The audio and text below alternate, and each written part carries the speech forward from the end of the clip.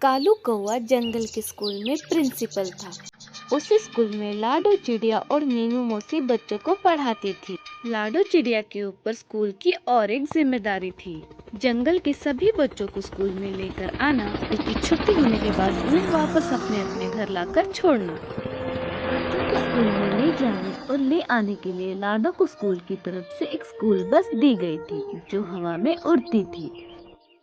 दोस्तों, आप सबको तो पता ही है, कुछ बच्चों को स्कूल जाना बिल्कुल पसंद नहीं होता। इसीलिए कालू के स्कूल में एक उड़ने वाली बस बनाई गई थी ताकि बच्चे खुशी से स्कूल आ सके। जंगल के सारे पंछियों के बच्चे उड़ने वाली स्कूल बस में आते थे, सिवाय बुलबुल चिड़िया के बच्चे के। बुलबुल चिड़िया गरीब थी, इसीलिए वो उड़ने वाली बस की फीस नहीं भर सकती थी। वो हर रोज अपने बच्चे सोनू को पीठ पर बिठाकर स्कूल छोड़ने आती थी। माँ, मुझे भी उड़ने वाले स्कूल बस में जाना है। मेरे सारे दोस्त मुझे गरीब गरीब कह के चिढ़ाते हैं। माँ, तुम उड़ने वाली बस की फीस भर दो ना, ताकि मैं भी बस में जा सकूं। तुम्हारे दोस्त सही कहते हैं, हम सच में गरीब हैं, हमारे पास उतने पैसे नहीं हैं। अब चलो, स्कूल के लिए देरी हो रही है। बुलबुल अपने बच्चे सोनू को पीठ पर बिठाकर स्कूल की ओर निकल पड़ती है। कालू के स्कूल में बच्चों को बहुत अच्छे अच्छे लेसन सिखाए जाते थे, जैसे कि शिकारी पक्षी से कैसे बचना है, अपना खाना खुद कैसे ढूंढना है, अपने पेरेंट्स की मदद लिए बिना हवा में कैसे उड़ना है, अपने पंखों का ख्याल खुद कैसे रखना है। मीनू मौसी, लाडो चिड़िया और कालू कौआ तीनों मिलकर बच्चों को बहुत अच्छे से सब कुछ सिखाते थे। कहने को कालू स्कूल का प्रिंसिपल था, लेकिन स्कूल का मालिक एक चील था जो बहुत लालची और घमंडी था। अगर कोई बच्चा स्कूल की फीस ना भर पाया तो वो उसे स्कूल में नहीं आने देता था। गर्मियों की छुट्टी अब खत्म हो गई थी और फिर से स्कूल शुरू हो गया था। पहले ही दिन कालू ने बच्चों को सूचना दे दी। बच्चों, अब गर्मियों की छुट्टी खत्म हो चुकी है और आज से रेगुलर स्कूल शुरू हो चुका है। आज से सारे बच्चे रोज स्कूल आएंगे और जितने बच्चे आए हैं उनके ऊपर मैं एक जिम्मेदारी सौंप रहा हूँ कि आज जो भी बच्चे अब्सेंट है उन्हें जाकर बता दो। कल से स्कूल रेगुलर आना है, जो भी बच्चा नहीं आएगा उसे फाइन लगेगी। आप सबके समझ में आ गई ना बात? जी सर, जी सर, जी सर। अरे हाँ, मैं तो एक बात और बताना भूल ही गया। आज से स्कूल का नया साल शुरू हो गया है, तो कल आते समय स्कूल की फीस जरूर लेकर आना। और कल सब बच्चे नया यूनिफॉर्म पहनकर आएंगे और पढ़ाई के लिए जो भी लगता है वो बाजार से जाकर खरीद लेना। कालू की सूचना सभी बच्चों ने सुन ली और सारे खुश भी हो गए, क्योंकि उनको कल एक नया यूनिफॉर्म मिलेगा, पढ़ाई के लिए अच्छी सामान मिलेगी। लेकिन बुलबुल चिड़िया का बच्चा ये सब सुनकर मायूस हो जाता है, क्योंकि उसको पता था वो गरीब है, उसे पिछले साल का पुराना यूनिफॉर्म ही पहनना पड़ेगा। बाकी के सारे बच्चे नया यूनिफॉर्म पहनकर आएंगे और सोनू को चिढ़ाएंगे। स्कूल की छुट्टी हो जाती है, सारे बच्चे लाडो के उड़ने वाले बस में घर आ जाते हैं। सोनू भी अपने माँ के पीठ पर बैठकर घर आ जाता है। माँ, आज से स्कूल का नया साल शुरू हो गया है, तो आज प्रिंसिपल सर ने सारे बच्चों को सूचना दी है। कल स्कूल आते समय नया यूनिफॉर्म पहन कर आना और पढ़ाई की नई सामग्री बाजार से खरीद कर ले आना। माँ, चलो ना, हम बाजार जाकर आते हैं। बाजार जाकर मेरे लिए एक नया यूनिफॉर्म लाते हैं। माँ, मेरा अभी का यूनिफॉर्म बहुत खराब हो गया है और कई जगह तो फट भी गया है। सोनू की माँ बुलबुल चिड़िया कुछ नहीं बोलती। माँ, क्या हुआ? तुम चुप क्यों हो? कुछ तो बोलो ना माँ। चलो ना माँ, हम बाजार जाते हैं। सोनू बेटा, मुझे माफ कर दो, इस साल भी तुम्हें पुराना यूनिफॉर्म पहनकर स्कूल जाना पड़ेगा। हमारे पास उतने पैसे नहीं है बेटा। सोनू उम्र में छोटा था, लेकिन वो बहुत समझदार और होशियार था। उसे अपने घर की परिस्थिति पता थी, इसीलिए उसने अपनी माँ के पास यूनिफॉर्म के लिए जिद नहीं की। कोई बात नहीं मैम, मैं मेरा पुराना ही यूनिफॉर्म पहनकर स्कूल चला जाऊंगा। लेकिन प्रिंसिपल सर ने एक और सूचना दी है कि कल आते समय स्कूल की फीस लेते आना। तभी गौरी कौवी अपने बेटे के साथ वहाँ पर आ जाती है। अरे बुलबुल बहन, क्या कर रही हो? चलो हम बाजार जाते हैं और बच्चों के लिए नया यूनिफॉर्म लेकर आते हैं। गौरी कौवी को चिड़िया की परिस्थिति के बारे में पता था, लेकिन वो जानबूझकर बुलबुल चिड़िया को साथ चलने के लिए कह रही थी। गौरी बहन तुम चले जाओ, मुझे थोड़ा घर में काम है, मैं बाद में चले जाऊंगी। ठीक है, फिर मैं चलती हूँ। गौरी कौवी चली गई और बुलबुल सोच में पड़ गई। अब मैं क्या करूँ, कहाँ से भरूंगी मैं फीस? पिछले बार तो सोनू के मामा ने उसकी फीस भर दी थी, लेकिन मैं हर बार तो उससे मदद नहीं मांग सकती। मैं एक काम करती हूँ, मैं कालू प्रिंसिपल के पास ही चली जाती हूँ और उनसे विनती करती हूँ। मैं स्कूल की पूरी फीस एक साथ नहीं भर सकती, मैं साल में थोड़े थोड़े करके फीस भर दूंगी।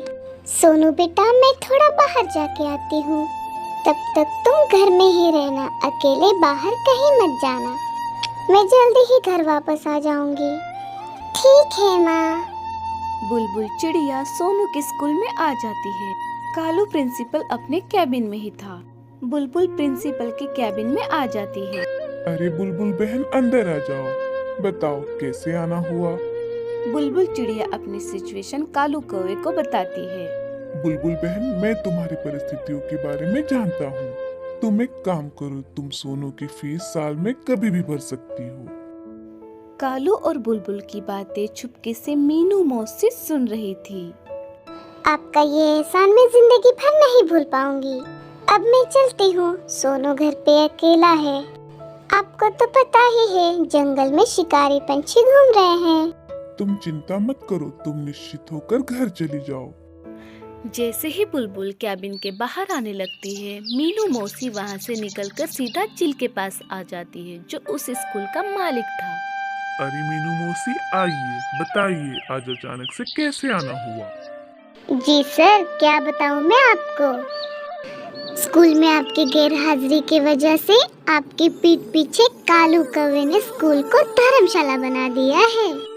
मौसी, आप ये क्या बोल रही हो? सीधा सीधा बताओ, क्या चल रहा है स्कूल में? अरे सर, वो कालू कौवा आपके पीठ पीछे खुद को स्कूल का मालिक समझ रहा है। वो अपने मन मर्जी कुछ बच्चों के स्कूल की फीस माफ कर रहा है और उनकी यूनिफॉर्म का खर्चा स्कूल की तरफ से कर रहा है। चलो, मैं खुद ही चलता हूँ तुम्हारे साथ और उस कालू कौवे से पूछता हूँ। हाँ हाँ चलिए, मैं क्या झूठ बोल रही हूँ। आप खुद ही चल के कालू कौवे से पूछ लेना। मीनू मौसी और चील स्कूल में आ जाते हैं। कालू अपने कैबिन में ही था। कालू चील को देखकर उठकर खड़ा हो जाता है। अरे मालिक, आप आइए, कहिए आज स्कूल में कैसे आना हुआ? अब क्या मेरे स्कूल में आने के लिए मुझे तेरी परमिशन लेनी पड़ेगी? ये स्कूल मेरा है और मैं इस स्कूल का मालिक हूँ। मैं जब चाहूँ यहाँ पर आ सकता हूँ, मेरी मर्जी।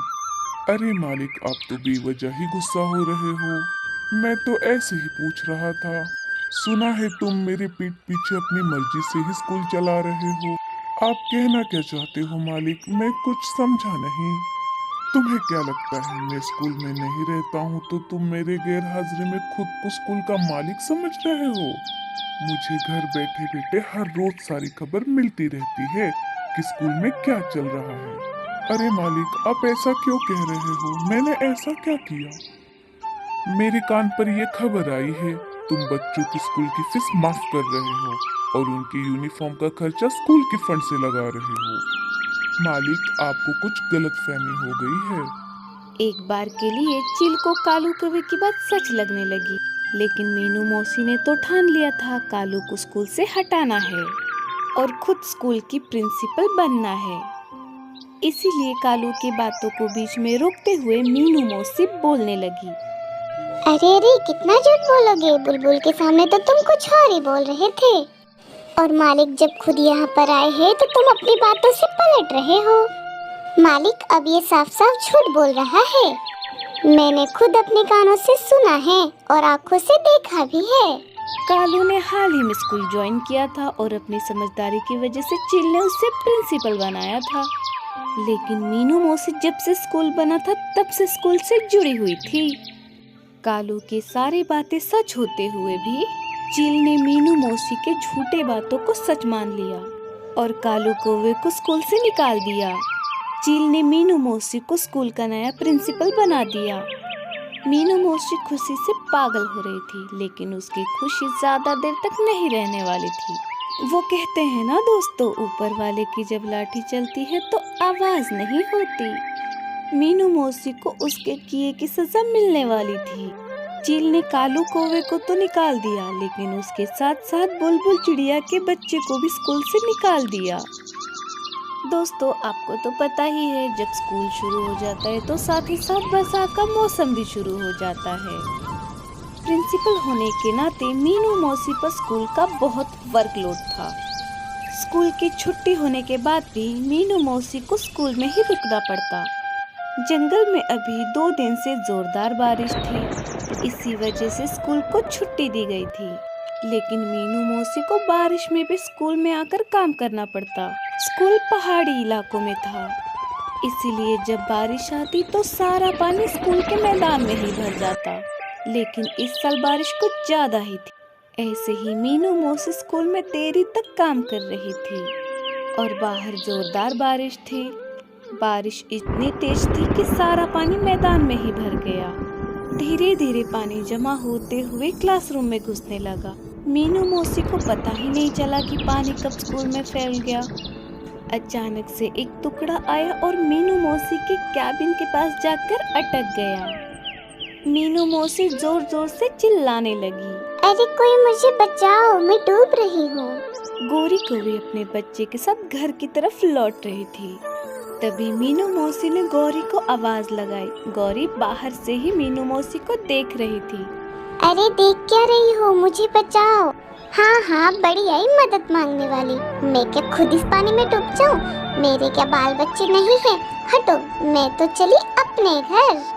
ऐसा कहकर गौरी अपने बच्चे के साथ वहाँ से चली जाती है।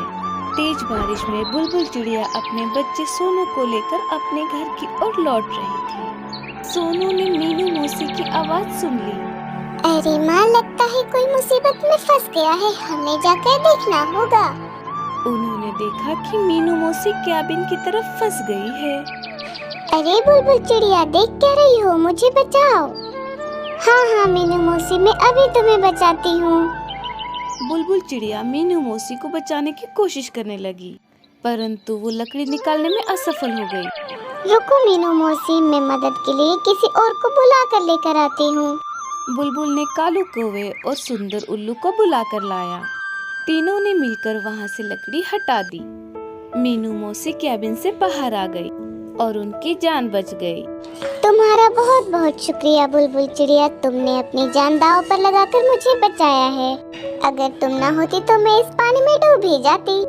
मुझे माफ कर दो कालू, मैंने अपने स्वार्थ के लिए झूठ बोलकर तुम्हें इस कुर्सी से हटाया और चिल को तुम्हारे बारे में झूठ बताया। कोई बात नहीं मीनू मौसी, तुम्हें तुम्हारे किए पर पछतावा हो रहा है, यही बहुत है। चिल ने ऊपर से सारी बातें सुन ली और मीनू मौसी को माफ कर दिया। चिल ने और एक बड़ा फैसला लिया कि सारे बच्चों की स्कूल की फीस माफ कर दी जाएगी।